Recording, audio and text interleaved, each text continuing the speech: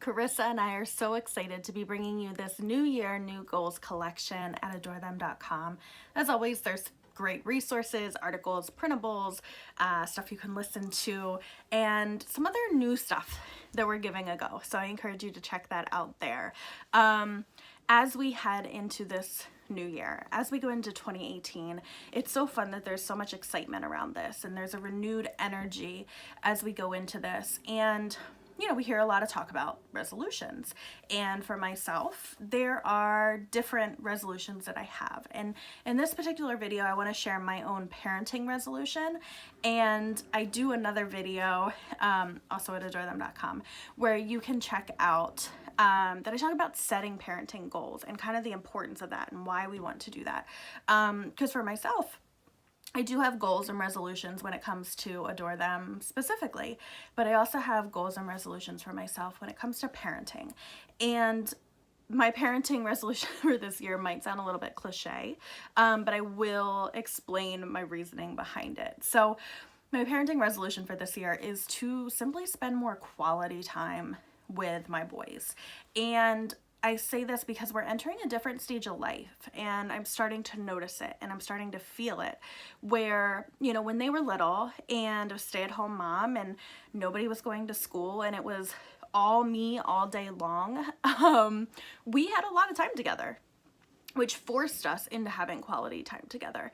That we had to, even if there were times throughout the day where I was busy or, not paying them 100% attention, there were still a lot of other hours in the day where I was.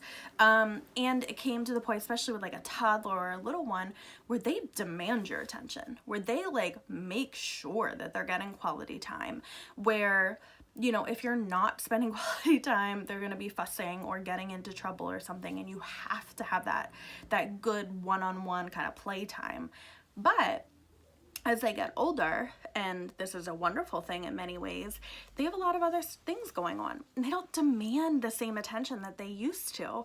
My 7-year-old could probably go all day on his own without really needing any quality time from me. And that's the thing, where he's not needing it, not demanding it, but it builds up over time to the point where then he does end up needing it, and where our relationship is hurting a little bit, and maybe some other behaviors are starting to sneak out because at the core of it, we haven't spent enough quality time together.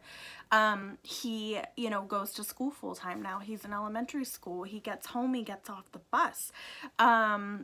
He has homework to do. He has different sports practices. He has different activities. He has different friends. He has a lot going on. And we sometimes forget a whole day will go by of us just doing what we need to do. Feeding him, doing homework, kind of getting him out the door, getting him showered, getting him whatever, and just kind of taking care of basics without ever really tuning in and getting any quality time. And the same thing even goes for my 4-year-old, that he's in preschool a good amount of time each week, and it's the same thing where he can play on his own. He's happy to do his own thing a little bit more often, that I can trust him to do his own thing a little bit more. And since they're not demanding it of me, I tend to do other stuff. Maybe clean the house. Like, our house is typically a little bit cleaner than it used to be. Clean the house, get some more work done, working really hard on Adore Them, and putting myself into these projects because I can. And I do need to make sure that they're still being a priority. And it doesn't mean that every single day you're not going to have carved out okay, from this hour to this hour is quality time.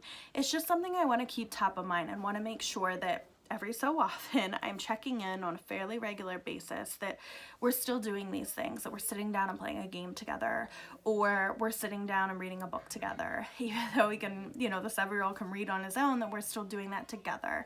That if we're in the car, we're having those conversations, that we're really continuing to connect and not getting so sucked up into the busyness of the day-to-day. So that in particular is something that I want to pull, really make sure that I'm focusing on as a parenting resolution specifically. like I kind of mentioned, it doesn't mean that everything else is going to go by the wayside. I still have goals and dreams and aspirations in other areas of my life. I still have a husband that I genuinely care about. I still have friends and family and work and all of that good stuff.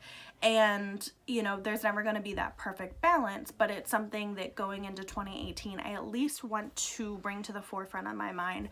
I at least want to be conscious of it and really try to make sure that that is one of the priorities in my life for 2018. So I encourage you to do the same. I encourage you to think about it in not so black and white terms, not in absolutes, but to really think about it as like, what can I work on? What can I improve? What small pieces can I do that will improve, you know, my how can I do a better job as a parent? How can I improve our family relationship? So I encourage you to do that. If you want to hear more about this, like I said, I have another video at adorthem.com in this collection about setting those parenting goals, and I give some other examples there as well. And we also have a ton of great resources there. So go check it out, and I will talk to you guys next time. See ya.